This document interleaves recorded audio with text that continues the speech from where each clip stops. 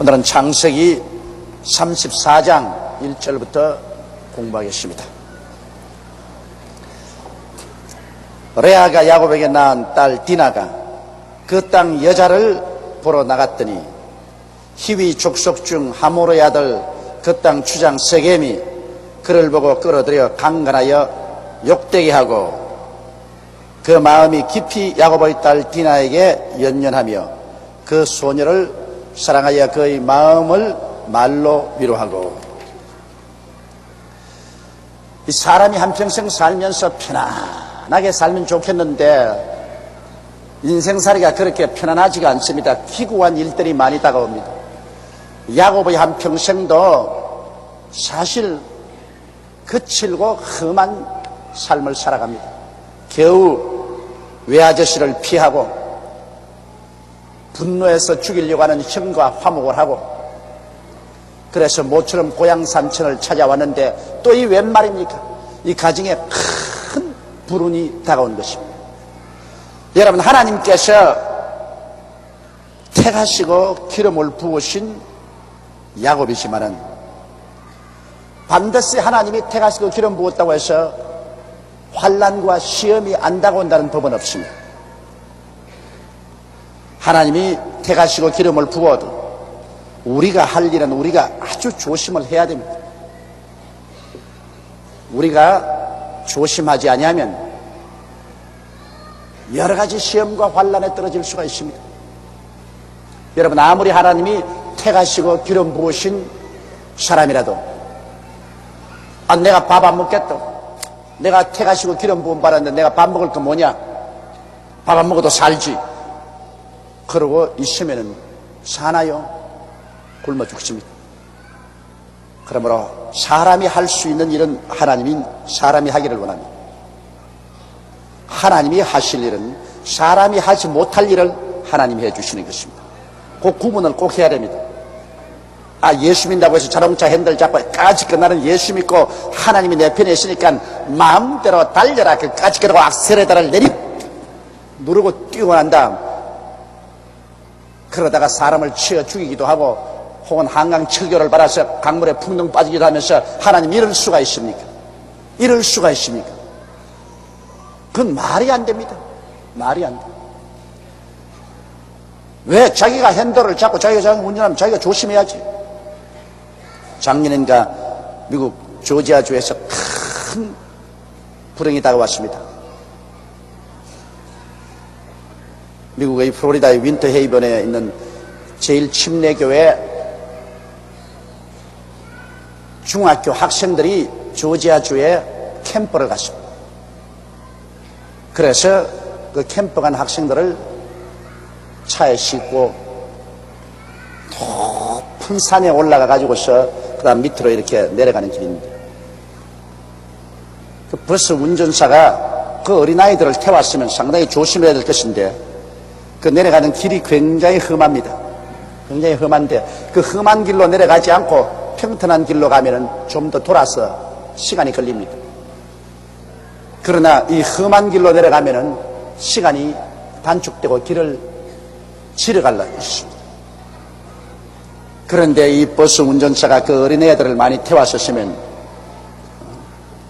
튼튼한 다리도 두들겨 가야 될 것인데 자기 운전만 믿고 그 급경사의 험한 길, 굽이굽이 친 낭떠러지 길로 그냥 내리가십니다.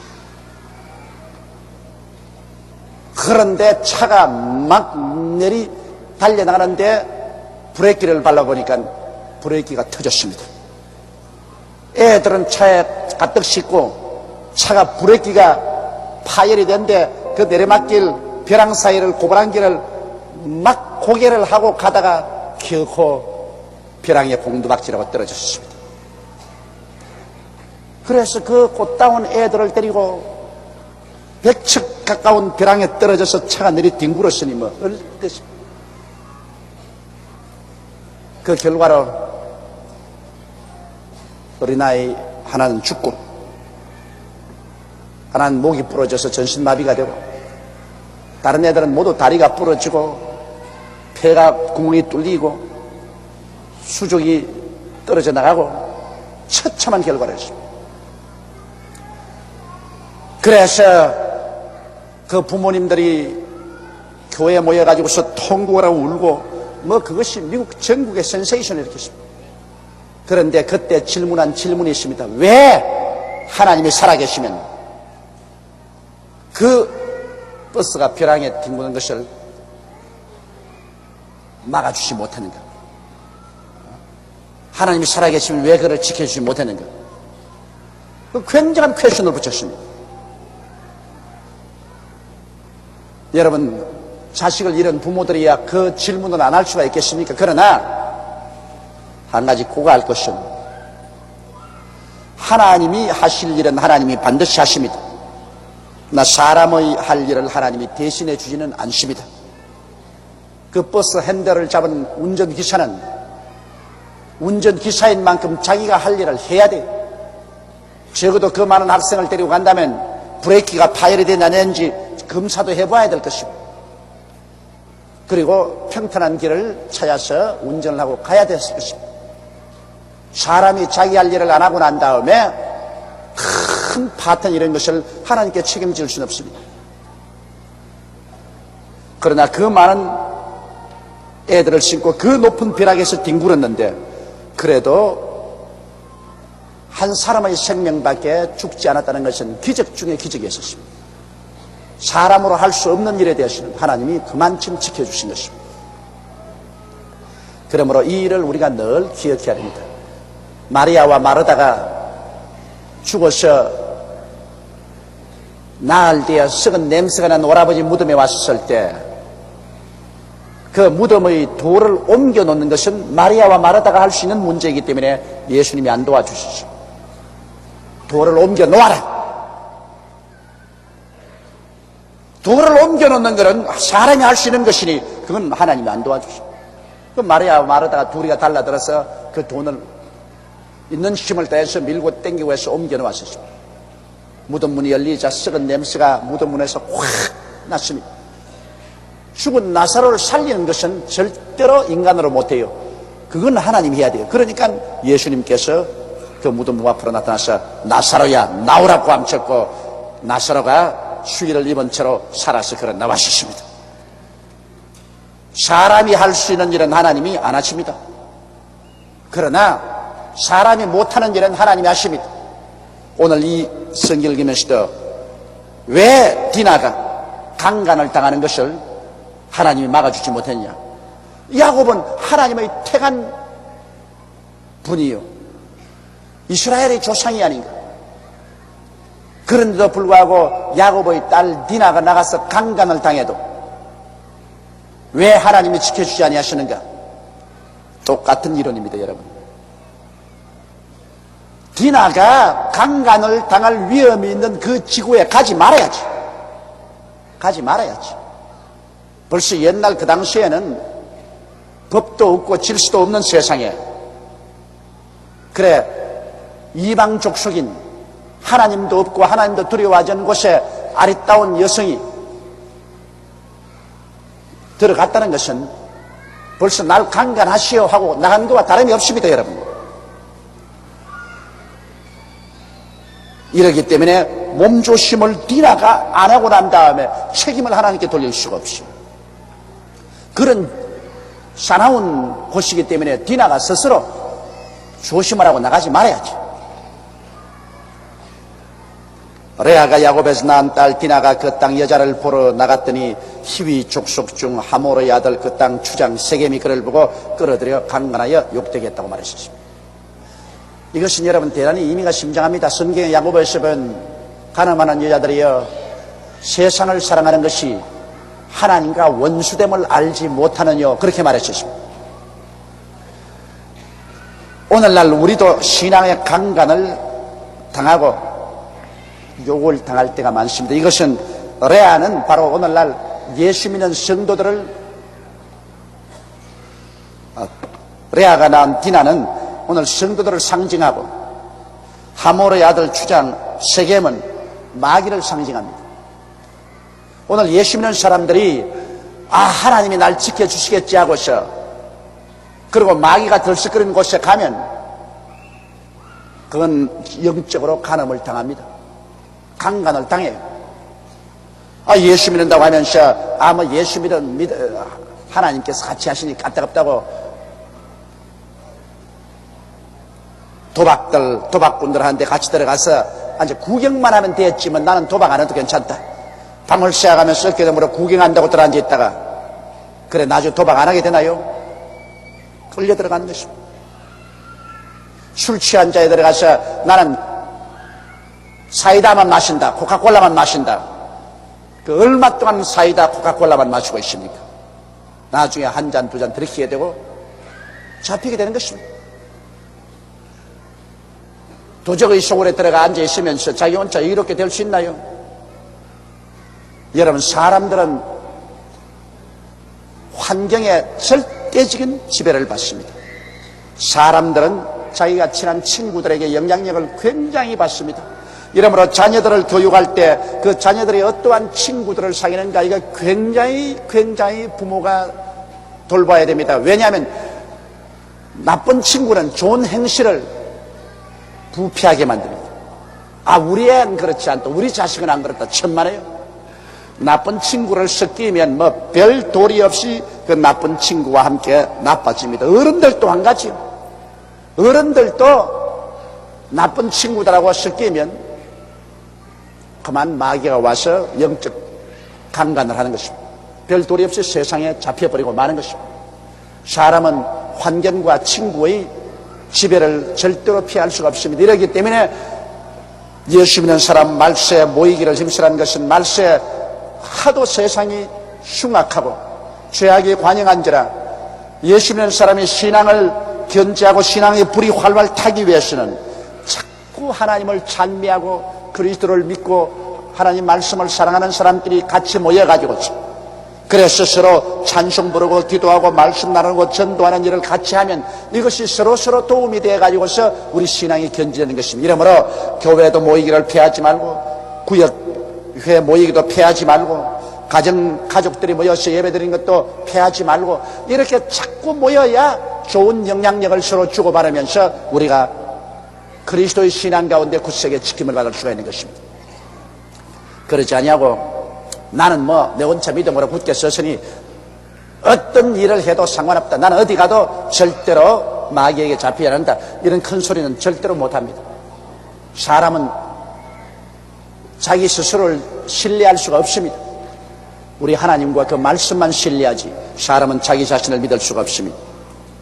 이래서 야곱은 자기 딸 간수를 잘 못했고 또 디나는 자기만 믿고 세상 사람들이 자기에게 어떻게 하겠느냐 그렇게 쉽게 생각한 것이 오늘날 이 야곱의 가정에 큰 비극이 다가오게 된 것입니다. 이 하나님의 종 중의 종이요 빼어낸 이 가정에 이런 불행한 일이 닥쳤다는 것을 생각할 때 얼마나 큰 정신적인 충격이겠습니까? 이 히위 족속이라는 것은 가나안 땅에 있는 이방신을 섬기는 족속으로 야훼 하나님을 섬기는 야곱처럼 하나님 법도를 아는 것도 아니고 윤리와 도덕을 아는 것도 아닙니다. 그래서 히위 족속 중 하몰의 아들 그 땅 추장 세겜이 아름다운 디나가 자기들 동리에 와서 이리 기우뚱 저리 기우뚱 하고 구경하고 다니니까 그만 자기 밑에는 종들하고 가서 레아를 붙잡은 것입니다. 보쌈 사듯이 끌고 들어와서 그만 레아를 강간하고 욕되게 하고 자기 집에 인질로 잡고서 보내주지 않습니다. 레아가 강간을 당하고 집에 돌아올 수 있으냐면 돌아오지 못했어요. 그 집에 잡혀버렸습니다. 집에 갖다 놓고 그러고 난 다음에 이제 야곱에게 흥정을 합니다. 그러니 야곱이 정신적인 폭풍우를 만나게 된 것입니다. 이 디나가 대단히 아리따운 처녀였음에 틀림이 없습니다. 그래서 그 땅 추장 세겜이 그를 강간하여 욕되게 하고 그 다음에는 그 마음이 깊이 야곱의 딸 디나에게 열연하여 그 소녀를 사랑하여 그 마음을 말로 위로했던 것입니다. 그 아비 하몰에게 청하여 가로되 이 소녀를 내 아내로 얻게 하여 주소서 하였더라. 그 뭐 강제로 빼앗아 갔으니까 강제로 그때 살면 될 것 같지만은, 그러나 강제로 빼앗아 가서 인간의 폭력으로 애정을 살 수는 없습니다. 이 디나를 자기가 강제로 붙잡아 가지고서 힘으로 그를 강간은 하고 자기 집에 잡아 두어 놓았지만은, 그러나 그 강제로 그렇게 한다고 해서 디나의 마음을 돌이킬 수는 없는 것입니다. 정상적인 법도를 통해서 부모의 허락을 받고 사랑 가운데서 결혼이 되어야 서로 마음을 줄 수가 있죠. 마음을 안 주는 육체는 고깃덩어리에 불과한 것입니다. 그렇기 때문에 이 하모르의 아들 세겜이 정상 결혼을 시켜달라고 아버지께 간청한 이유가 그것인 것입니다. 왜냐? 아마 디나가 울고 밥도 안 먹고 절대로 그 마음을 쇠빗장을 가지고 탁 채워놓고 마음을 안 주니까 육체만 가지고야 사람을 데리고 산다고 생각할 수 없거든. 그래서 정상적인 허락을 받고 결혼을 하게 해 주시옵소서, 그렇게 간구를 했습니다. 사람은 그 마음이 사람입니다. 마음이 사랑으로 연결되어야 참 행복한 부부도 되고 행복한 가정이 되지, 마음이 서로 떨어져 있고 몸만 갖다 놓고는 그것은 행복한 가정도 행복한 부부도 될 수가 없는 것입니다. 그런데 이 하모르의 아들 세겜이 잘못 알은 것은, 야곱은 하나님의 선민이요, 이스라엘의 조상이요, 절대로 이방인과 혼례를 못하도록 하나님께서 명령을 해놓은 것입니다. 이방인과 혼례해서 이방신을 가지고 와서 그 민족의 혈통을 더럽히는 일을 못하게 엄명을 내려놓은 것이기 때문에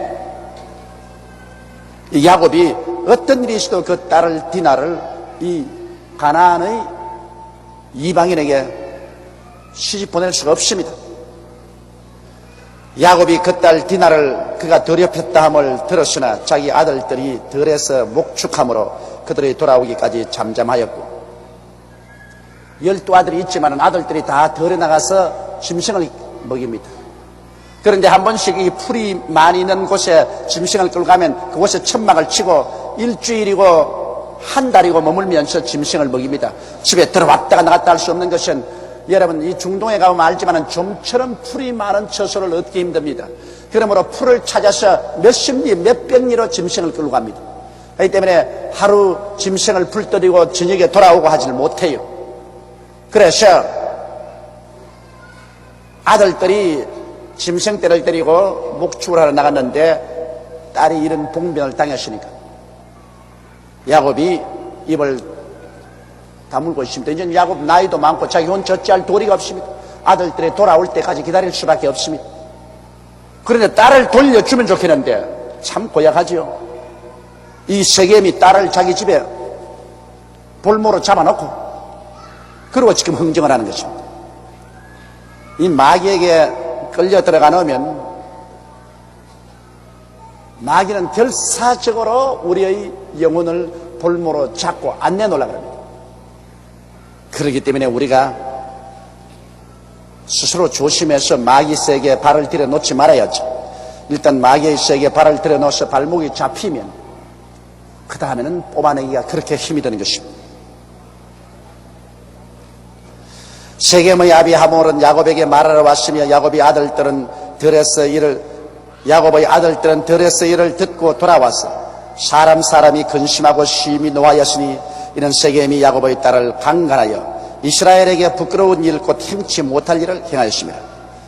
자, 한머리에 이제 세겜의 아비 하몰은 야곱에게 와서 우리 서로 사돈되자, 그래서 당신의 딸을 내 아들에게 주세요 간청을 하고 있고, 이제 야곱은 이 말을 들에서 목축한 아들들에게 전하니까 아들들은 들에서 이를 듣고 돌아와서 마음에 염려하고 심히 노했습니다. 그 분통이 터질 것 아닙니까? 세상에 이런 일이 어디 있나? 어디에 남의 동생을 강제로 잡아다가 추행을 하고 그리고 볼모로 집에 잡아놓고 난 다음에 흥정을 하든 이런 법이 있느냐? 굉장히 분노했었습니다. 그래서 그들은 이 가나안 땅에 들어와서 비로소 이 가정에 큰 근심과 분노가 들어왔습니다. 예수 믿는 사람의 일평생 살아가는 동안 언제나 평탄하고 좋지는 않습니다. 그러나 여러분, 어려운 일을 당할 때라도 우리 예수 믿는 사람들은 인간의 힘으로 해결하지 못할 때 하나님께 부르짖어 기도하면 하나님이 문제 해답을 허락하여 주시는 것입니다. 그래서 여기 성경에는 이들이 기도했다는 말은 없지만 내가 틀림없이 볼 때 야곱과 그 아들들이 와서 모여서 집에서 기도했을 것이 틀림없습니다. 예수 믿는 사람, 하나님을 경외하는 사람이 문제를 당했었을 때 어떻게 기도하지 않을 것입니다. 그래 그들은 모여가지고서 하나님께 부르짖어 기도했고 문제 해답은 하나님이 주셨습니다. 사람이 잘못해서 문제에 걸릴 때, 인간의 힘으로 해결 방책을 모를 때 그들이 하나님께 부르짖어 기도하면 하나님이 문제의 해결 방책을 주신 것입니다. 역시 이 야곱의 가정에도 이 큰 비극이 다가왔는데 그러나 하나님께서 그들에게 지혜를 주셨습니다. 여러분, 이 세상의 문제의 해결은 지혜입니다. 그러므로 하나님께서 너에게 지혜가 부족하거든 꾸짖지 아니하시고 후히 주시는 하나님께 구하라 그래야만 그가 주시라 했습니다. 이 세상에 지식보다도 지혜가 더 낫습니다. 지식은 아무리 있어도 지식만 가지고는 문제 해결이 안 돼요. 지혜가 있어야 지식을 사용해서 문제를 해결하는데 이 지혜는 하나님이 주십니다.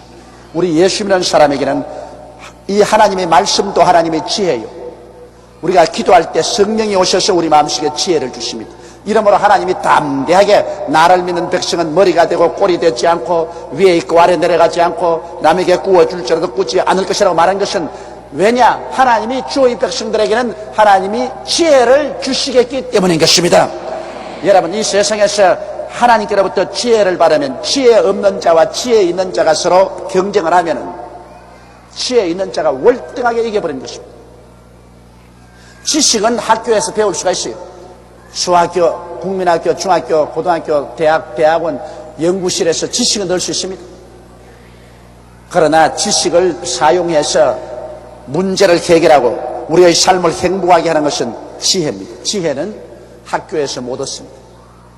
지혜는 태어날 때부터 부모에게서 받아서 태어나든지 안 그러면 예수 믿고 성령으로 말미암아 하나님께로부터 지혜를 얻든지 안 그러면 나이가 많아서 인생 경험을 통해서 경험에 입각해서 지혜를 얻든지 그런 길밖에 없습니다. 인생을 살다 보니까 이제 40년 50년 살아보니까 경험을 통해서 지혜를 알아요. 그래서 젊은이들 보고서 너 이렇게 하지 마라. 내가 너보다 밥을 먹어도 한 그릇 더 많이 먹었고 나이를 먹어도 많이 먹었는데 내가 살아온 경륜을 통해서 보니 이렇더라. 내 말대로 해라. 안 하면 너 실패한다. 이것은 나이를 먹고 경험해서 얻은 지혜인 것입니다. 그 이외에는 벌써 태어날 때부터 지혜가 결정이 돼요.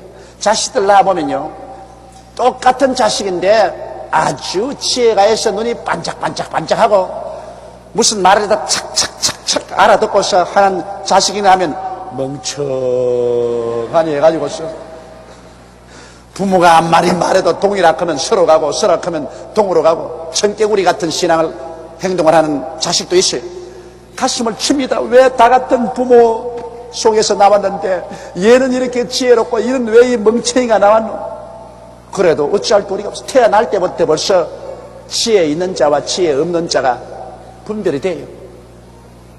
그러나 지혜 없는 자라도 지혜 있는 자가 될 수 있는 것은 예수를 믿고 하나님께 나오면 하나님의 말씀이 바로 하나님의 지혜인 것입니다. 그래서 다윗은 말하기를 내가 야훼 하나님의 율법을 알므로 나보다 나이가 많으신 보다 지혜가 더 많아졌다고 했습니다. 그러므로 성경을 열심히 읽고 공부하면 성경이 우리를 지혜롭게 합니다. 왜냐하면 성경은 하나님의 지혜이기 때문에 이 성경 말씀이 우리 마음속에 지혜롭게 만들어주는 것입니다. 그리고 하나님의 성령이 오셔서 우리에게 지혜의 선물을 주십니다. 우리가 하나님께 구하면 우리에게 하나님이 위에서부터 지혜를 주셔서 문제에 대한 해답을 주시는 것입니다. 이렇기 때문에 인류 역사를 통해서 가만히 보면 기독교의 복음이 들어간 나라가 언제나 앞서 버렸습니다. 기독교 복음이 팔레스타인에서 로마에서 구라파 대륙으로 영국으로 미국으로 이렇게 지나갔는데 예수 그리스도의 복음이 스쳐 지나간 나라마다 모두 다 문명국으로 변화됐습니다. 그것은 성령으로 말미암아 거듭나자 하늘에서부터 지혜가 왔어요. 그 지혜를 통해서 인생과 자연의 문제를 척척척척 해결해 나가니까 문명국이 될 수밖에 있나요? 100년 전 그리스도의 복음이 우리나라에 들어오기 전에는 우리나라가 이렇게 개발되지 않았었습니다. 우리 건세사는 수치와 곤욕으로 얼룩진 삶입니다. 그러나 100년 전에 그리스도의 복음이 들어오고 난 다음에 한국은 새로운 문물이 한국에 들어오고 개화가 되고 새로운 교육이 들어오고 6.25 사변 난 이후로부터 복음이 온 우리 한국 전국에 꽃피기 시작 1천만의 성도가 생겨난 이후로부터 시작해서 눈부시게 성장합니다. 왜냐? 하나님께서 한국 사람에게 지혜를 부어주시기 때문인 것입니다. 그래서 정치도 경제도 교육도 체육도 문제가 해결되니까 발전한다. 이러므로 여러분 자녀들 공부 안 하거든 예수 잘 믿게 만들어 주십시오. 세상 공부 잘 못하더라도 예수를 잘 믿으면 그건 굉장히 지혜롭게 되어가지고 있습니다. 세상 공부 못하더라도 예수 잘 믿고 하나님 말씀 잘 섬기면 그 사람 나중에 사회에 나와서 더 훨씬 앞질러 뜁니다. 그러나 세상 공부 아무리 많이 하고 머리가 좋아도 하나님 섬기지 아니하면 하나님 섬기는 사람과 같이 경쟁하면 집니다. 그건 반드시 져요. 그런데 여기에 이 세겜의 아비 하몰과 그 사람들은 야곱의 집 딸을 강제로 끌어다가 강간하라고 자기들 것으로 만들려고 했지만은 그러나 야곱은 하나님의 택하신 사람이요 그들에게는 문제를 당할 때 하나님이 지혜를 주셔서 문제를 해결하게 만들어준다는 이 사실은 몰랐습니다. 자기들의 계교로 야곱의 딸을 취하고 야곱의 재산을 빼앗았을 줄 알았습니다. 지혜의 경쟁이 붙었습니다. 여기에 이제 이 세겜의 아비 하몰과 그 세겜과 그 백성과 야곱과 그 아들들 간에 문제를 두고서 이제 지혜의 실험이 붙었습니다. 누가 더 지혜로운지, 누가 이 문제를 자기들 편에 유익되게 만들 수 있는가, 지혜의 경쟁이 붙었습니다. 자, 이게 어떻게 해결될까요? 우리 한번 보십시다.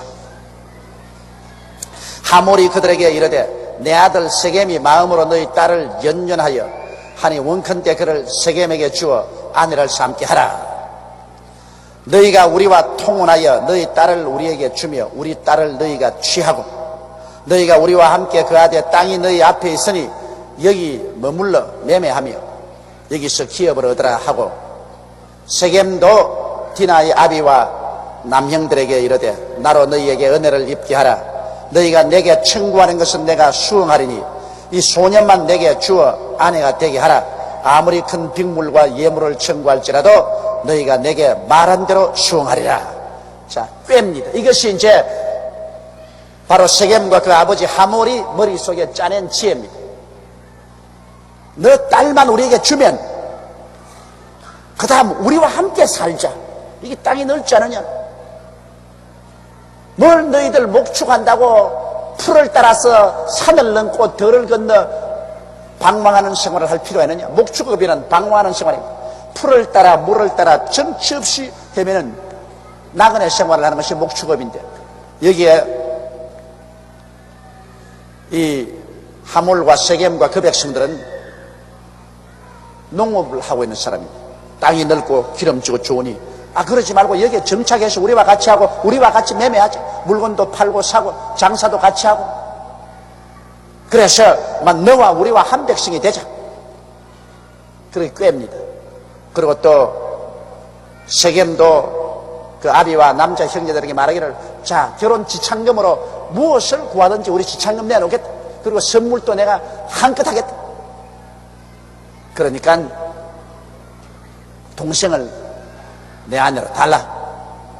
그렇게 꿰었습니다. 그런데 자 이제 야곱과 야곱의 아들들의 지혜가 이들보다 훨씬 앞섭니다. 문제를 당했는데 이제 지혜가 문제를 해결한 것입니다. 야곱의 아들들이 세겜과 그 아비 하몰에게 속여 대답하였으니 사실은 속이기는 속였지만 지혜로 속인 것입니다. 나쁘게 속인 것이 아니라 이 악한 원수 마귀에서 자기 동생들을 뽑아내기 위해서 이거 지혜로운 말로 그들을 유도했습니다. 이는 세겜이 그 누이 디나를 더럽혔습니다. 야곱의 아들들이 그들에게 말하되 우리는 그리하지 못하겠노라. 할례 받지 아니한 사람에게 우리 누이를 줄 수 없노니 이는 우리의 수욕이 됨이라. 그런즉 이같이 하면 너희에게 허락하리라. 만일 너희 중 남자가 다 할례를 받고 우리같이 되면 우리 딸을 너희에게 주며 너희 딸을 우리가 취하며 너희와 함께 거하여 한 민족이 되려니와 너희가 만일 우리를 듣지 아니하고 할례를 받지 아니하면 우리는 곧 우리 딸을 데리고 가리라. 이게 이제 지혜입니다. 그냥 막 안 준다 하고 그래서 양쪽에 붙어 싸운다면은 야곱이야 아들 12명밖에 없지만은 여기에야 하몰과 세겜은 한 큰 동이라 그게 사람들 수가 많기 때문에 도저히 이길 수 없습니다. 그러나 여기에 그들이 하나님께로부터 주신 지혜를 받았습니다. 그래서 우리는 원래 하나님의 택한 백성이요 하나님께서 우리에게 할례를 받아라 그래서 남자들마다 양피 가죽을 베어서 하나님과 언약 맺은 언약을 가져. 그런데 우리는 이 할례 받지 않은 민족하고는 통혼할 수 없다. 너희 딸을 우리에게 주고 우리 딸을 너희에게 주고 우리가 함께 그에서 통혼하며 한 민족이 되기 위해서는 너희도 할례 받아야 된다. 우리는 돈 요구하지 않는다. 땅을 달라는 것도 아니고 빅물 달라는 것도 아니고 선물 달라는 것도 아니다. 너희 남자들이 모두 다 할례 받아야 된다. 할례 안 받으면 안 한다. 여러분 가운데 할례가 뭔지 모르는 사람이 있으면 어린 아기를 낳으면 남자 아기는 8해 만에 그 양피 가죽을 베어버립니다. 포경수술을 한다 요사이 그렇게 말을 합니다. 그래서 양피 가죽을 베어버립니다. 그것을 할례라고 말합니다. 그래서 너희 민족은 할례를 받지 않았기 때문에 너희하고는 우리 통혼할 수 없는 민족이 될 수 없다.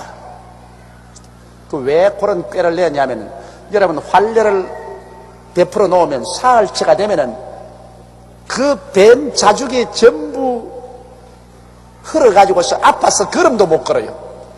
요 사이 같으면 무슨 마이싱이나 먹지만은 그때는 마이싱도 없고 그냥 맨 생살을 양피 가죽을 쓱쓱 칼로서 베었으니 그게 한 사흘 때는 전부 부어가지고서 걸음도 이렇게 걸어요.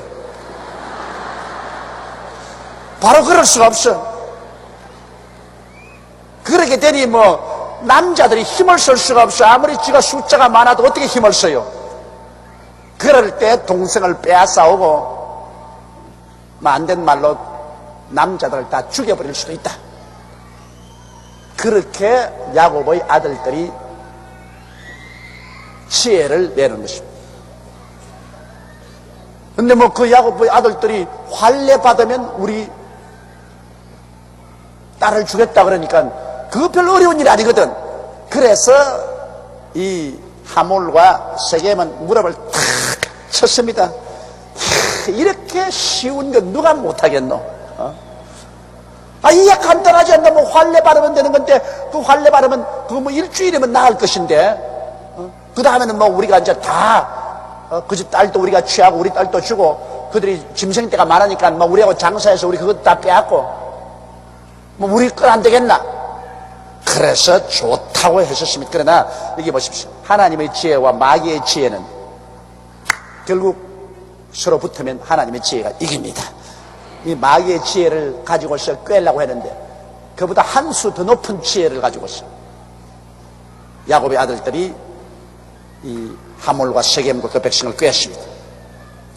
그들의 이 말을 하몰과 그 아들 세겜이 좋게 여김으로 이 소년이 그 일 행하기를 지체치 아니하였으니 그가 야곱의 딸을 사랑함이며 그는 그 아비 집에 가장 존귀함이라.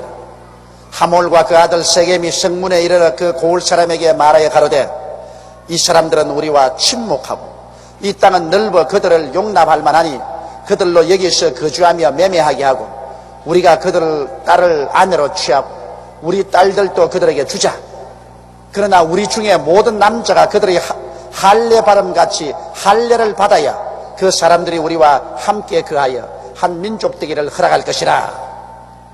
그리하면 그들의 생축과 재산과 그 모든 짐승이 우리의 소유가 되지 않겠느냐. 다만 그 말대로 하자. 그리하면 그들이 우리와 함께 거하리라. 이제 이들이 나가서 성문에서 들어오고 나가는 모든 남자들을 붙잡고서 하소연을 합니다. 환례받는 건 뭐 어려우냐. 그 간단히 환례 받아놓고 난 다음에 그들 통혼하고 그들 재산은 다 우리 것이 되는 것이 아니야. 그들도 우리 민족이 되고 이러면 뭐 꼭 먹고 알 먹고 얼마나 좋으냐. 그렇게 하자. 그렇게 꾀입니다. 누구나 그 추장이 그렇게 간절히 말하니까 또 안 들을 수도 없죠. 성문으로 출입하는 모든 자가 하몰과 그 아들 세겜의 말을 듣고 성문으로 출입하는 그 모든 남자가 할례를 받으니라. 이제 꾀에 빠졌습니다. 그 할례가 죽음의 할례인 줄은 아무도 몰랐을 것입니다. 그래서 제3일에 미처 그들이 고통할 때, 첫날은 할례 받아도 그렇게 아프지 않아요.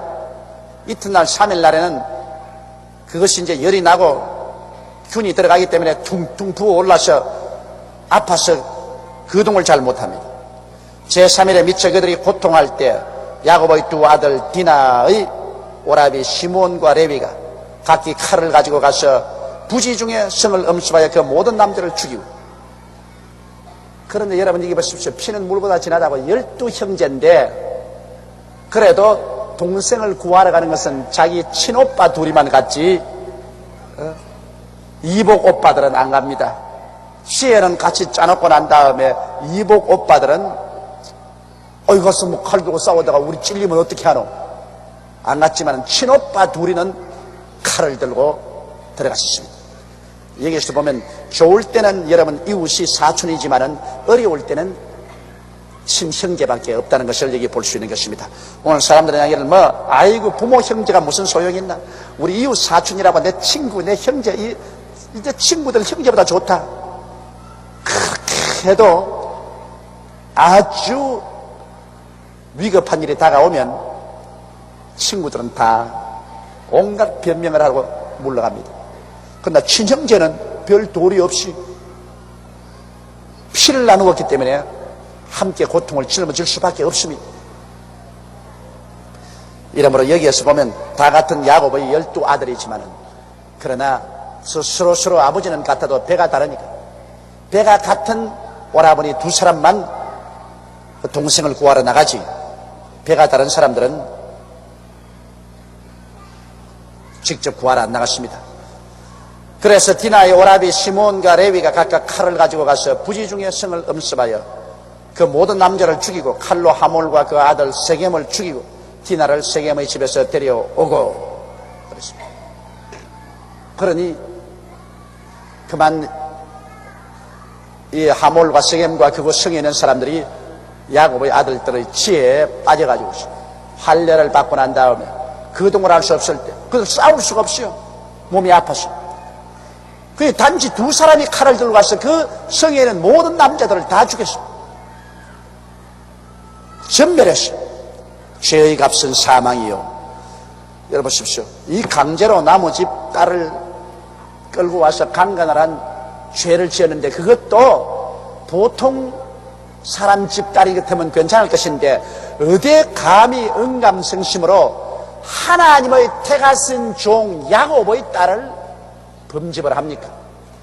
하나님은 가만히 계신 것 같지만은 여러분 하나님의 백성에게 손대는 거 허락하지 않습니다. 성경 때구나 내 종에게 손을 대지 마라. 내 기름 부은 자에게 손대지 마라 그러셨습니다.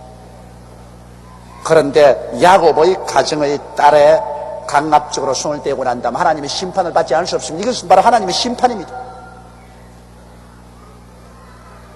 여러분 우리가 언제냐 알아야 할 것은 다른 일은 다 좋아도 하나님의 집을 상처 입히는 일은 절대로 하지 말아요.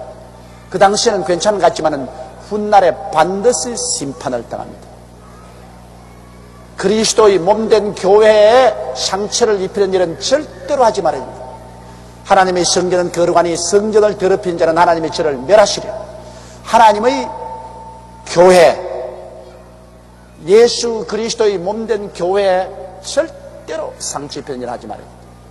다른 일은 다 하더라도 교회 상처 입히지 말아야 합니다. 모든 죄는 용서를 받습니다. 그러나 그리스도의 몸된 교회를 파괴하는 일을 하면은 반드시 하나님의 죄를 멸합니다. 그건 뭐 목사든 장로든 권사든 집사든 조장이든 구역장이든 평신도든 하나님의 성전을 더럽히면 그건 하나님이 멸하십니다. 그렇기 때문에 제가 늘 말하는 것은 교회 분쟁이 일어나서 그냥 세상 사람들 앞에서 온갖 그리스도의 수치를 다 드러내고 물고 찢으면 그만 그 물고 찢은 사람들이 다 얼마 세월이 지나가지 않아서 확 망해버립니다. 난 그 수없이 보았었습니다. 이렇기 때문에 하나님의 기름 부은 이 교회에 상처 입힌 일은 우리가 절대로 하지 말아야 돼. 내가 10번 죽다 깨어난다 할지라도 그리스도의 몸에 상처 입힌 일은 하지 말아야 되겠죠. 그리고 이 하나님의 종들하고 대결해서는 아무 이익이 없습니다. 물론 가짜 종도 있어요. 왜? 권총을 가지고서 교인들 죽이고 돈 빼앗는 놈도 있으니까. 우리 장로님 한 분이 어제 내가 좀 만나자고 해서 점심시간에 식사를 같이 하는데 바빠서 택시를 탔대요. 택시를 타고 이제 택시 기사 보고서 오면서 전도를 했답니다. 택시 기사님 예수 믿고 구원 받으시니까 힐득 돌아보더니 죽으려고요 그러더랍니다. 그게 무슨 말인가? 교회 가니까 뭐 권총을 피아노에 숨겨놓았다가 오는 사람 쏘아 죽이고 난 다음에 돈을 빼앗고 토막스 칠 목사가 내려고 그러는데 그런 놈의 교회를 어떻게 갑니까?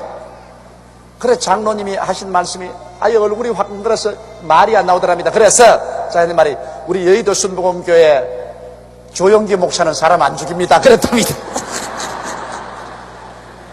엉겹결에 급해가지고서 우리 조영기 목사는 사람 살리지 안 죽입니다. 진짜요? 그러더랍니다.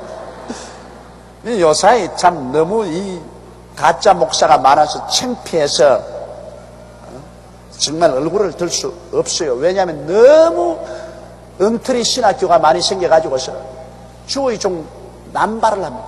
하나님이 부르시지도 아니했는데 직업적으로 세상에 돈벌이 해먹는 것보다는 교회를 통해서 돈벌이 해먹는 것이 좋다. 그렇게 해가지고서 동서사방에서 무자격한 주의 종들을 양산을 해낸 그 나와가지고서 자 기도하기 싫지요, 설교하기 싫지요, 하나님 말씀 연구하기 싫지요, 밥은 먹어야지요. 그러니 전도사 목사라는 감투는 쓰고 온갖 사기를 다 하는 것입니다. 요사이 더구나 더 참 창피한 것은 교회를 팔고 사고 하는 일을 많이 합니다. 그건 좋은 의미에서 팔고 사는 게 아니라 내가 돈 한 5천만 원, 5천만 원 가지고 교회를 하나 만들어요. 그러니까 사람들에게 돈 줘가지고서 교회 참석하게 하고 난 광고를 내요. 내 교회에 있는데 교인이 30명이다. 교회를 양도하겠다. 그러면 또 급한 사람이 교회 시작하려고 오는데 자기가 개척에는 어렵고 하니까 와서 얼마요 이 교회? 이게 5천만 원이다. 내가 3천만 원 주고 만들어놓고 5천만 원이다. 그건 장로도 없고 집사도 없고 아무도 없어요. 그래 주일날 와보니까 교인들이 거득하게 와 있거든. 그 전부 다 옛날에 타방 팔아먹을 때 돈 주고 와서 타방에 와서 앉으시라는 거 꼭 한 가지로 전부 돈을 줘가지고서 한 달만 교회 댕겨라 해가지고서 그래 교회 가득하니까 좋다고 돈 5천만 원 주고 샀어요. 그리고 한 달 전에 사람이 다 날아가 버리고 없어. 그러니까 그래가 또 소송을 하네요. 변호사 사가지고서 내 교회를 샀더니만 교인이 한 달 만에 다 달아나 버렸다. 원전 물러내라. 이래가 소송을 합니다. 그런 소송권이 여러 가지 있어요. 그럼 이 사람은 거기에서 돈 5천만 원 가지고 또 다른 데 가서 또 집 하나 사가지고서 또 돈 주고 사람들 끌어 모아가지고서 교인 한 50명 모아놓고 난 다음 이젠 7천만 원 내라. 그래 또 팔아먹습니다. 세상에 이런 교회 복덕방 노릇을 하면서 사는 이러한 소위 목사라는 사람들이 상당수가 전국에 있습니다.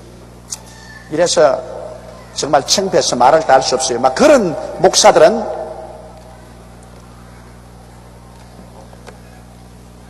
하나님이 보내신 사람이 아니요 사탄의 사자이기 때문에 손을 대어도 상관이 없을 겁니다. 그러나 진짜로 하나님이 부르셔서 하나님이 기름 부어서 보낸 사람은 하나님의 사자이기 때문에 하나님의 사자는 손대면은 반드시 하나님께 징계를 받습니다. 그렇기 때문에 제가 언제나 참으로 하나님이 기름 부으시고 하나님이 보낸 사자가 마음에 맞지 않거들랑 그만 다른 데를 찾아가더라도 시비를 걸어 싸움을 걸거나 문제를 만들지 말라고 날 말하는 것입니다. 그렇게 하면 반드시 하나님께로부터 채찍을 맞기 때문인 것입니다. 여기에 하몰과 그 아들 세겜이 하나님이 기름 부은 하나님의 사람 야곱의 집에 감히 손을 대었다가 가정뿐 아니라 온 백성이 다 죽었습니다. 이 하나님의 심판의 칼입니다. 하나님이 시몬과 레위의 손을 통해서 그 심판의 칼로서 그 성중에 있는 모든 사람 다 죽여버렸어요. 하나님의 심판입니다. 칼로 하몰과 그 아들 세겜을 죽이고 디나를 세겜의 집에서 데려오고 그래 놓고 나니까 이제 다른 형제들이 이제 노력하러 다 옵니다. 야곱의 여러 아들이 그 시체 있는 성으로 가서 노력하였으니 이는 그들이 그 누이를 더럽힌 용보라. 실제로 빼앗아 오는 것은 대각 같은 오빠들이 와서 빼앗아 오고 그 다음에 야따 성에 노력하러 가자. 다른 형제들은 이제 다 전쟁 끝나고 난 다음 들어가서 성을 노력합니다. 그들이 양과 소와 나귀와 그 성에 있는 것과 들에 있는 것과 그 모든 재물을 빼앗으며 그 자녀와 아내들을 사로잡고 집 속의 물건을 다 노력한 적. 그게 상당히 부자가 되었어요. 거기는 재산 다 빼앗고 그 다음 그 위에는 처자들은 다 잡아다가 다 종으로 삼았습니다. 종들이 다 되고 그렇게 했습니다. 야곱이 시몬과 레위에게 이르되 너희가 내게 화를 끼쳐 나로 이 땅 사람 곧 가나안 족속과 브리스 족속에게 냄새를 내게 하였도다. 나는 수가 적은즉 그들이 모여 나를 치고 나를 죽이리니 그리하면 나와 내 집이 멸망하리라. 그들이 가로되 그가 우리 누이를 창녀같이 대우함이 가하니까. 그런데 야곱은 걱정을 안 할 수가 없어요. 왜냐하면 자기는 수가 적은데 그 땅 가나안 족속의 한 성을 완전히 멸망시켜 버렸으니까 가나안 사람들이 야 이거 안 되겠다. 야곱이라는 사람이 12아들과 같이 와서 우리 가나안에 있는 한 성을 완전히 멸망시켰으니 우리 안 되겠다. 이를 치자. 이렇게 해서 함께 모여가지고서 달라들면 속절없이 다 죽었단 말입니다. 그러니 야곱으로서는 그런 걱정을 할 수밖에 없습니다. 그러나 야곱이 하나 알아야 될 것입니다. 야곱은 하늘과 땅을 지으신 하나님을 자기가 섬기고 있는데 하나님께서 야곱에게 약속을 하기를 이 땅을 너와 내 자손에게 영원히 상속으로 주겠다고 하셨으므로 하나님 말씀을 믿었으면 야곱이 담대해야 되겠는데 야곱이 역시 하나님의 기름 부은 종이면서도 가정에 큰 어려운 문제를 당하니까 믿음이 약해졌더라 그것입니다. 하나님의 약속의 말씀보다도 현실에 굉장히 두려워하고 걱정을 해서 레위와 시몬을 불러다가 크게 꾸짖었습니다. 이제 너희 때문에 우리 집안 다 망했다. 이제 이곳에 있는 족속들이 이 말을 듣고 연합해서 나를 치면 우린 다 죽었지 않느냐. 그러나 야곱이야말로 그 딸을 안 찾아올 수도 없고 또 이 모양으로 그들을 다 죽이고 찾아오니 또 그 땅에 거민들이 두렵고 전진도 후퇴도 할 수 없는 그러한 진퇴유혹에 빠진 것입니다. 자, 사람이 이렇게 마음에 고통스러워 괴로울 때는 어디를 찾아가야 됩니까? 한번 물어봅시다. 여러분이 가정에서 아주 문제가 생기고 고통스러워 괴로우면 어디를 찾아갑니까? 예? 교회로 찾아가지요. 참 잘하네. 그래서 야곱이 마음에 큰 환난을 가지니까 이 35절에 보면은 하나님께서 안 되겠다. 야곱이 신앙을 많이 잃었다. 이 여행을 하면서 교회 출석을 잘해내가지고서 야곱이 신앙이 많이 사라졌다. 도로 교회로 돌려야 되겠다. 이래서 우리 35장 조금만 더 공부하십시다. 하나님이 야곱에게 이르시되 일어나 베델로 올라가서 거기 거하며 내가 내 형 에서의 낯을 피하여 도망하던 때 내게 나타났던 하나님께 거기서 단을 쌓으라 하신지라. 자, 야곱이 마음에 염려와 근심이 됩니다. 이제 이 일을 어떻게 하노? 딸은 강간을 당했고 또 아들들은 가서 한 성에 있는 모든 족속을 다 칼로 다 죽였고 이래서 그 소문이 온 가나안 땅에 퍼짐에 이제는 아주 가나안 땅에 소문이 나빠져서 냄새를 풍기게 되면 이젠 죽는 사안이야. 큰 마음의 고민이 되어서 야곱이 안절부절하니까 하나님께서 야곱아 교회로 오너라, 베델로 오너라, 하나님의 집으로 오너라. 네가 너희 형의 낯을 피해서 외아지 집으로 도망을 갈 때 베델에서 돌베개하고 자다가 하늘 문이 열리고 사닥다리가 생기고 하늘에서 천사가 오르락내리락 하는 것 보았지. 그곳에서 하나님께서 나는 너희 조부 아브라함 너희 아비 이삭의 하나님이니 내가 누운 이 땅을 너와 내 자신에게 주기라고 약속했지 않느냐. 벌써 잊었느냐. 그 교회 열심히 안 나오니까 네가 벌써 하나님 말씀을 잊어버렸지 않느냐. 그러므로 하나님 집 베델로 돌아오느라. 그곳에 와서 단을 쌓아라. 단을 쌓아라는 것은 그곳에 와서 기도하라는 것입니다. 이 단을 쌓는 것은 바로 그것에서 하나님 앞에 예배드리고 기도하는 것입니다. 여러분 우리도 이 세상에 살면서 세상에 염려 근심을 많이 다하고 살면서 교회에 열심히 출석하지 않으면 그만 하나님의 약속의 말씀이 내 마음속에 희미하게 멀어지고, 그리고 이 감각과 환경을 통해서 다가오는 세상 염려 근심이 우리를 압박하면 염려 근심이 꽉 들어차고 절망에 처하고 신앙이 떨어집니다. 이러기 때문에 정규적으로 교회에 참석하는 것은 굉장히 중요합니다. 정규적으로 교회에 와서 제단 쌓고 하나님 말씀 듣고 회개할 것 회개하고 말씀을 먹을 것 먹으면 또다시 믿음이 강해져서 천지를 지으신 하나님을 굳히게 잡고 운명과 환경을 극복하고 이겨나갈 수가 있는 것입니다. 이러므로 우리는 매주일 제단 지키는 것, 이것이 신앙 유지하는 길입니다. 그리고 또 구역 예배도 가고 심히 마음이 어려울 때 기도원도 찾아가서 제단을 쌓고 하는 것 굉장히 중요합니다. 오늘날 우리는 뭐 단을 쌓는 제단이 아닙니다. 오늘날은 우리 제단 쌓는다는 것은 교회를 찾아가서 말씀의 제단을 쌓는 것입니다. 하나님 말씀을 듣고 그리고 우리가 하나님 앞에 기도하는 제단을 쌓는 것입니다. 이러므로 하나님께서는 이 염려와 근심에 꽉 들어찬 이 야곱을 이제는 베델, 즉 하나님의 집으로 돌아오라. 베델은 하나님의 집이라는 것입니다. 야곱이 이에 자기 집 사람과 자기와 함께한 모든 자에게 이르되 너희 중에 이방 신상을 버리고 자신을 정결케 하고 이복을 바꾸라. 이것은 이제 회개하는 것입니다. 자, 우리가 너무 세속적이 되었다. 그동안 우리는 세상에 살면서 가나안 땅에 와서 가나안의 여러 가지 이방 신상을 끌어모으고 이방 신앙을 받아들이기도 하고, 그리고 어느 심사 행동이 더러워졌고, 이러므로 말미암아 우리 집안에 이런 큰 환란이 왔으니 이제는 우리 하나님 집으로 찾아가자. 그러므로 하나님 집에 찾아가기 전에 우리 회개하라. 먼저 너희 중에 모든 이방 신상을 다 버리고 자신을 정결케 하고 옷조차 깨끗이 바꿔 입어라. 그 하나님께로 가자. 여러분 하나님께로 나올 때는 여러분 정말 우리가 회개하고 옷조차 깨끗이 입고 나야 됩니다. 요사이 교회 주일날 나오는 사람 평소에는 아주 좋은 옷 입고 다니다가 교회에 나온 날은 흐물무리한 작업복 같은 걸 입고서 교회에 나와서 이렇게 앉았는데 그 참 행실이 고약합니다. 자기 부모님을 찾아갈 때도 정결한 옷 입고 찾아가는데, 옛날에는 하나님 교회에 나올 때 제일 좋은 입고 나와요. 이 서양에 가보면, 구라파에 가보면요, 교회에 나오면 교회 패션쇼 하는 것 같아요. 여자들은 주로 모자를 다 쓰는데요, 여자는 교회에 왔다 모자 씁니다. 교회에 설교하려고 보면 막 이러던 모자들 쓰고 말이야 앉았는데, 남자들은 반드시 탁 정장하고 이 넥타이 매고 이렇게 앉아 있습니다. 이건 뭐 교회에 오면 굉장해요. 정장하고 넥타이 매고, 여자들은 아주 성장을 하고 모자 탁. 근데 요사이 막 넥타이도 안 매고 막 옷도 막 셔츠 이렇게 뚫어진 게다가 청바지 입고 오는 거는 이게 무슨 식이냐? 미국식입니다. 미국식. 여러분 미국식이라고 다 좋은 거 아닙니다. 미국이 그 아주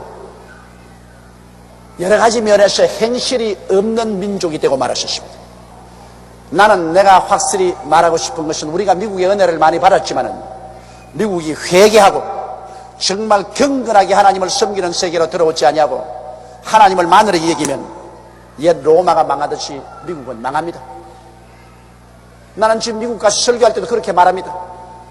당신들이 청교도 시대 구라파에서 하나님을 찾아 미국에 건너와서 정말 경건하게 하나님을 섬기던 그 신앙을 버리고 하나님을 마늘이 여기고 하나님을 장난삼아 여기고 그렇게 하면 미국 같은 대국도 망한다. 참 회개하고 경건하게 하나님께 돌아오라. 우리 한국도 여러분 하나님을 섬기는 데 있어서 미국 본을 보면 안 됩니다. 하나님을 섬기는 것은 여러분 경건하게 야곱식으로 해야 돼요. 모든 세속을 버리고, 그리고 옷조차 빨아서 아주 정하게 정장을 하고 하나님 섬겨야지. 주일 올 때 가장 좋은 옷 입고 오십시오. 여러분 주일 예배드리러 올 때 여러분 가장 좋은 옷을 주일날 입고, 주일날 입고 그 다음에는 입지 마세요. 딱 갖다 넣어놓으세요. 그 좋은 옷 자꾸 입으면 안 돼요. 그건 주일 하나님 만나러 올 때는 제일 좋은 옷을 입고 가장 성장을 하고 와서 하나님께 예배드리고, 그 다음에 월요일부터 토요일까지는 마음대로 입으라고. 그건 마음대로, 그건 일하는데 편한 대로 입지. 하나님 앞에 나오는데 우리가 경건하게 나와야죠. 마음도 경건하게 하고 몸도 경건하게 해서 하나님 앞에 나와야 되겠습니다. 우리가 일어나 베델로 올라가자. 나의 환난 날에 내게 응답하시며 나의 가는 길에서 나와 함께 하신 하나님께 내가 거기서 단을 쌓으려 하노라. 자, 환난 때는 베델로 찾아가야 되는 것입니다. 여기 야곱이 지금 환난을 당했습니다. 이제 가나안에서 살아날지 안 살아날지 모르는 그 위기에 처했습니다. 그럴 때가 하는 말에 내가 환난 날에 형에게 쫓겨서 목숨을 부지하기 위해서 도망칠 때, 그때 베델에서 내게 나타나서 내게 응답해 주신 그 하나님을 찾아가자. 베델로 찾아가자. 물론 하나님은 어느 곳이나 계시지. 그러나 하나님은 성전에서 우리를 만나 주시는 것입니다. 어느 곳이나 기도할 수 있지만, 그러나 성전에 찾아와서 하나님께 제단 쌓을 때 하나님께 가장 가까이 나갈 수가 있는 것입니다. 그래서 온 가족을 이끌고 야곱은 베델로 갑니다. 마음의 폭풍우를 안고 큰 슬픔이 가슴을 짓누릅니다. 그런 고통 가운데서 문제를 해결하기 위해서 그런 하나님의 집으로 찾아가는 것입니다. 그들이 자기 손에 있는 모든 이방 신상과 자기 귀에 있는 고리를 야곱에게 주는지라 야곱이 그것들을 세겜 근처 상수리 나무 아래 다 묻었습니다. 전부 회개하고 청산하고, 그들이 발행하였으나 하나님이 그 사면 고울들로 크게 두려워하게 하신 거로 야곱의 아들들을 추격하는 자가 없었더라. 자, 그래서 그들이 회개하고 하나님 집을 찾아가니 하나님이 같이 계심으로 말미암아 하나님이 임재하시면 두려움이 온 사면에 퍼졌습니다. 그래서 그 가나안에 있는 여러 부족들이 야곱의 가족을 추격하려고 했지만은 그 마음속에 그만 하나님이 두려운 마음을 주심에 뼈까지 떨려서 감히 야곱의 아들들을 추격하는 자가 없었습니다. 그 하나님이 지켜주었습니다. 만일 베델로 찾아가지 않고 그대로 있었으면 여러분 가나안의 족속들이 추격해 와서 그들은 한 사람도 남김없이 다 죽었을 것입니다. 그러나 환난 날에 나를 부르라.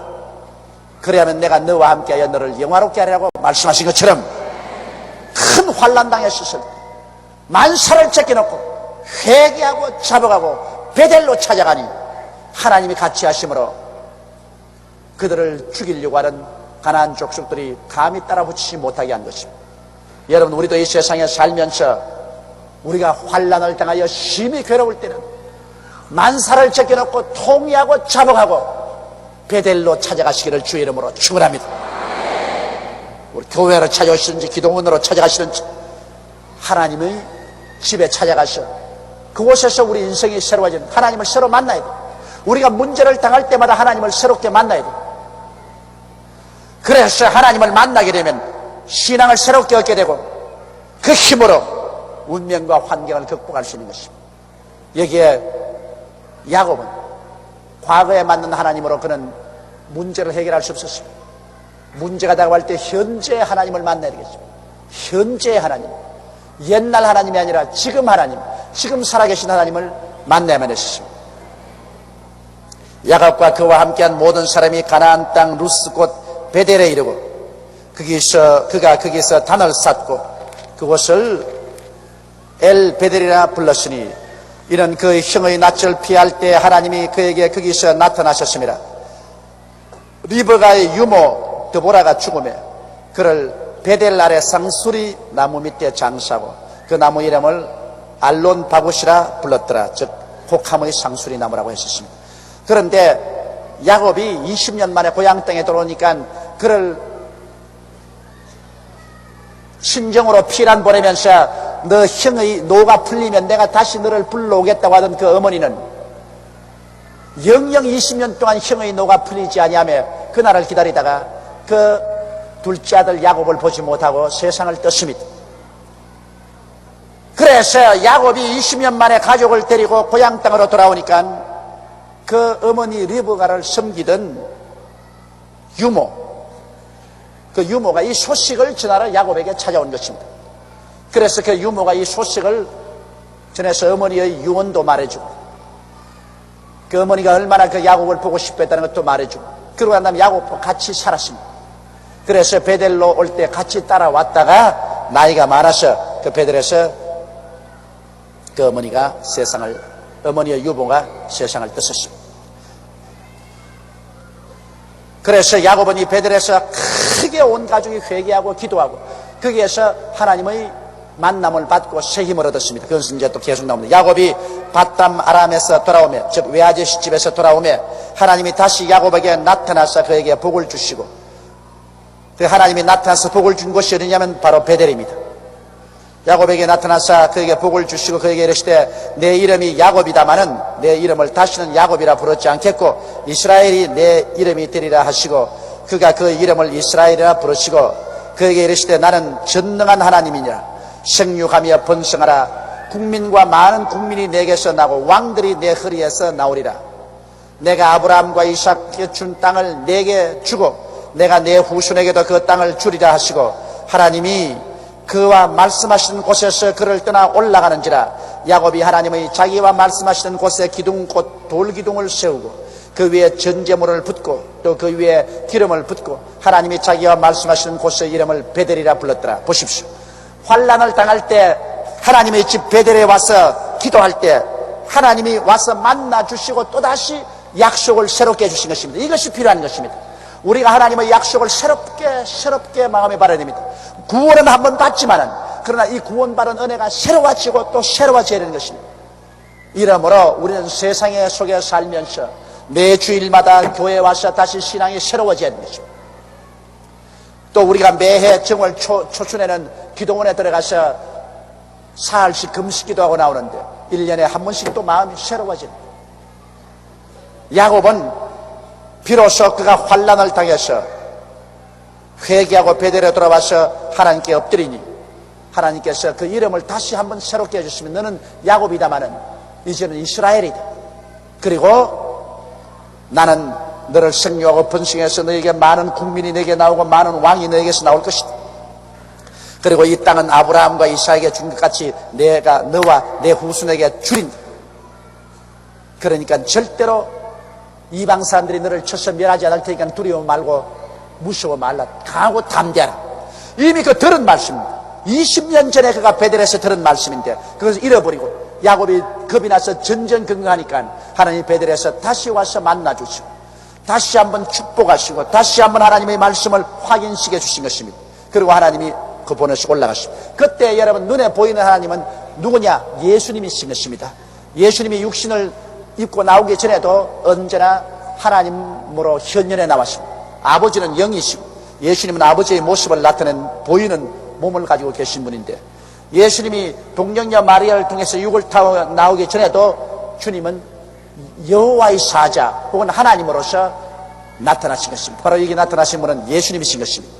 예수님이 그에게 그 말씀을 하시고 그를 떠나 올라가셨습니다. 그래서 야곱이 그곳에 다시 한번 옛날처럼 돌을 놓고 그게 전제라는 것은 포도주나 이런 마시는 제사입니다.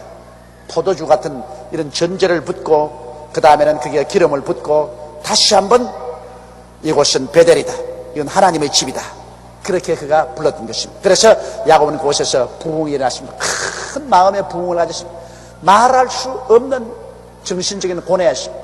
딸이 강간을 당하고 아들들이 한 성을 다 멸해버리고 온 가나안이 들고 일어나서 자기를 쳐서 멸하려고 하는 이런 위기에서 베델로 와서 하나님을 만나고 큰 은혜를 받고 부흥의 역사를 체험하는 것입니다. 여러분, 문제를 당했을 때 하나님의 은혜를 받으면 문제가 해결됩니다. 이 은혜를 받아야 돼요. 회개하고 부르짖어 기도해서 하나님의 은혜를 받으면 그 은혜와 함께 문제가 해결되는 것입니다. 그래서 여기서 문제의 해답을 받고 난 다음에 그들이 베들에서 발행하여 에브라스에 이르기까지 얼마 길을 간 곳에서 라헬이 임산하여 심히 신고하더니 그가 난산할 즈음에 산파가 그에게 이르되 두려워 말라 지금 그대가 또 득남하였다 하니라 하매. 자, 여기에서 라헬이 죽습니다. 라헬이 왜 죽느냐? 라헬이 아버지의 신상을 훔쳐서 그가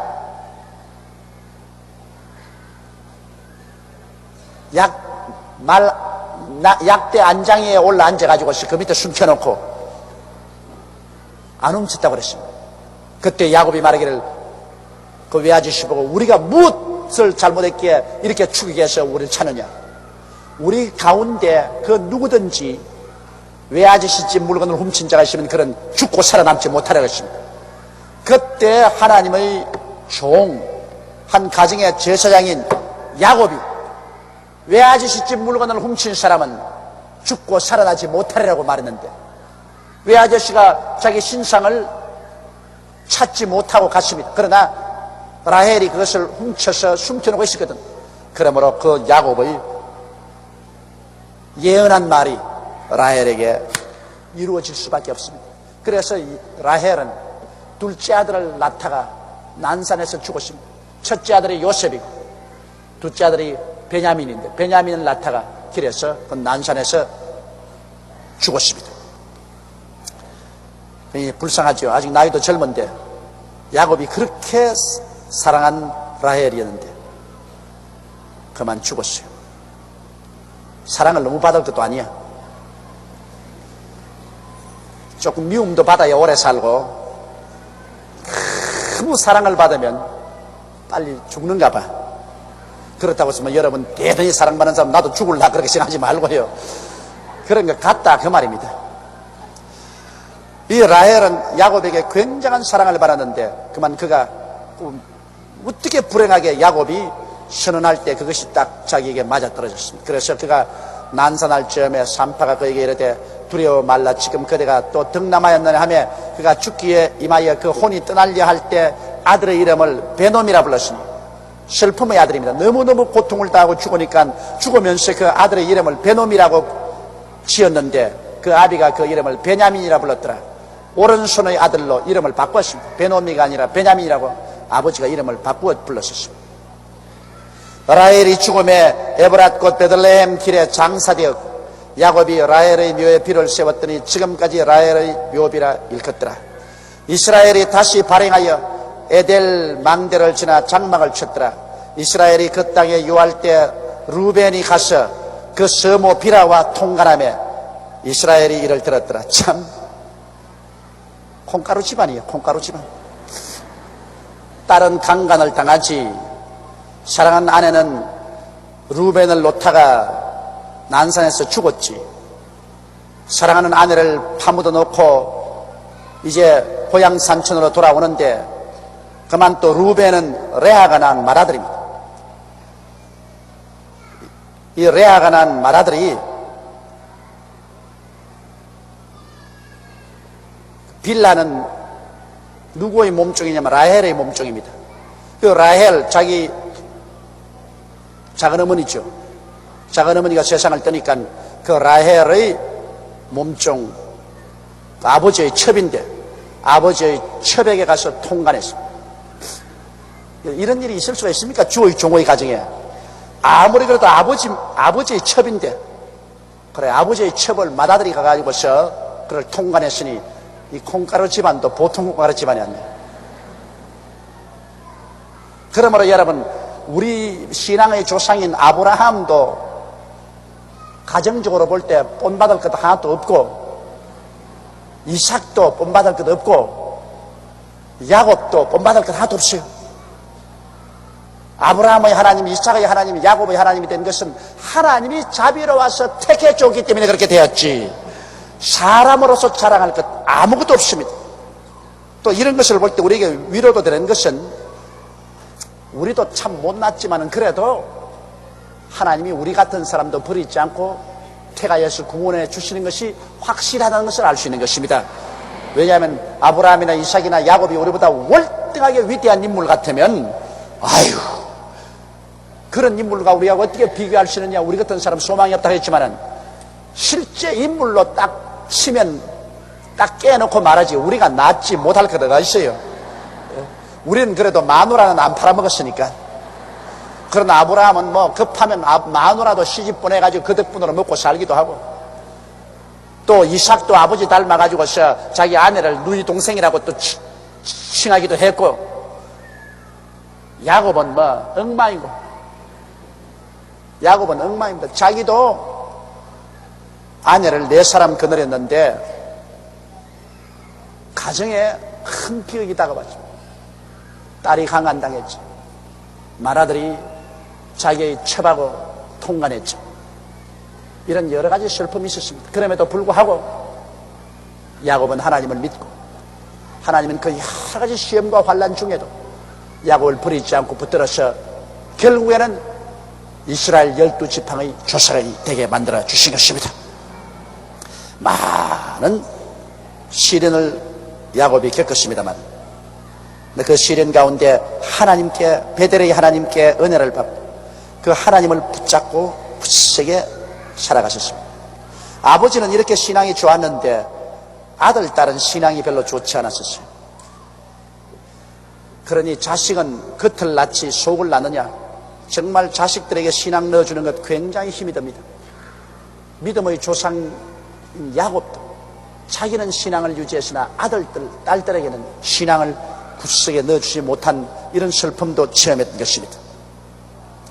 야곱의 아들은 12이라 레아의 소생은 야곱의 장자 루벤과 그 다음 시므온과 레위와 유다와 이사갈과 스불론이요, 라헬의 소생은 요셉과 베냐민이며 라헬의 여종 비라의 소생은 단과 납달리요, 레아의 여종 실바의 소생은 갓과 아셀이니 이들은 야곱의 아들들이요 바담 아람에서 그에게 낳은 자들아. 야곱이 기럇 아르바의 마므레로 가서 그 아비 이삭에게 이르렀으니 아버지에게 나갔습니다. 아버지가 곧 세상을 뜰 것이라고 생각했는데 20년 동안도 살아있어요. 기럇 아르바는 곧 아브라함과 이삭의 우구하던 헤브론이더라. 이삭의 나이 180세라. 아따 많이 살았죠. 이삭의 나이 180세라. 이삭이 나이 많고 늙어 기운이 지나매 죽어 자기 열조에게로 돌아가니 그 아들 에서와 야곱이 그를 장사하였더라.